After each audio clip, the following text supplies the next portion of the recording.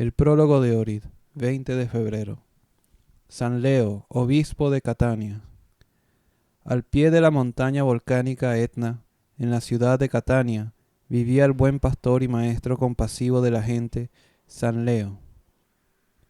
Sentía una gran preocupación por los enfermos y los pobres, y su celo por la fe era tan grande como su compasión por los desafortunados. Un día apareció en la ciudad un mago, Heliodoro, engañando a la gente con diferentes ilusiones y desmoralizando mucho a la juventud. Una vez, durante el servicio divino, entró en el templo de Dios y empezó a hacer sus trucos. San Leo se acercó a él, lo ató con el borde de su palio y lo llevó a la plaza de la ciudad. Allí, Leo mandó a que se encendiera un fuego, y cuando éste se inflamó, Leo se paró en medio del fuego arrastrando a Heliodoro junto a él. Heliodoro se quemó enteramente, mientras que Leo se quedó vivo e ileso. Fueron avergonzados por eso todos aquellos que consideraban a Heliodoro como divino, y el compasivo y celoso Leo se hizo famoso en todo el reino como un gran taumaturgo que ayudaba a la gente con sus milagros radiantes.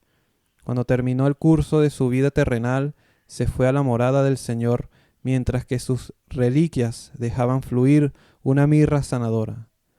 Murió en el siglo VIII. El hieromártir San Sadoc fue obispo en Persia después de San Simeón. Una vez, San Simeón se le apareció en sueños y le dijo: «Ayer yo, hoy tú». Sadoc interpretó estas palabras a su rebaño de la siguiente manera: «El año pasado he sufrido, este año tú sufrirás». Y de hecho, aquel año los capturaron el emperador Saporo junto a muchos clérigos y fieles, y los llevaron para ser juzgados. Al inicio, Saporo pidió que se inclinaran frente al fuego y al sol como dioses. Sadoc respondió: «Nosotros estamos preparados para morir ansiosamente por nuestro Dios, pero no nos inclinaremos ni al sol ni al fuego». Entonces fueron torturados y condenados a ser decapitados. Antes que esto ocurriera, Sadoc elevó esta oración a Dios: «Lávanos, Señor, de nuestros propios pecados en nuestra propia sangre». Así el glorioso Sadoc entregó su cuerpo a la muerte, junto con sus clérigos y fieles, y dieron sus almas al Dios inmortal. Sufrieron en el año 342 o 344. Reflexión. El agua es más fina que la tierra, el fuego más fino que el agua, el aire es más fino que el fuego, y la electricidad es más fina que el aire. Sin embargo, el aire y la electricidad son elementos densos en comparación con el mundo espiritual. Muy fina es la electricidad, pero la voz es más fina que la electricidad, y el pensamiento y el espíritu son más finos que la voz. El aire es fino y transporta la voz a grandes distancias. La electricidad es fina y lleva la luz a lugares remotos. Sin embargo, habría que admirar cuánto más todo hecho, toda palabra y todo pensamiento tuyo es llevado a todos los confines del reino espiritual. Cuán terrible es cometer un pecado, decir una palabra pecadora y tener pensamientos insanos. ¿A qué distancia se encuentran lejos de las olas del mar espiritual? Pero vayas a indagar las particularidades del mundo desconocido.